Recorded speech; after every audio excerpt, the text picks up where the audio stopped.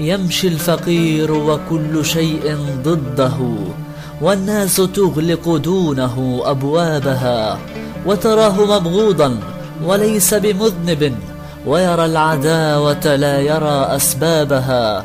حتى الكلاب إذا رأت ذا ثروة خضعت لديه وحركت أذنابها، وإذا رأت يوما فقيرا عابرا نبحت عليه وكشرت أنيابها.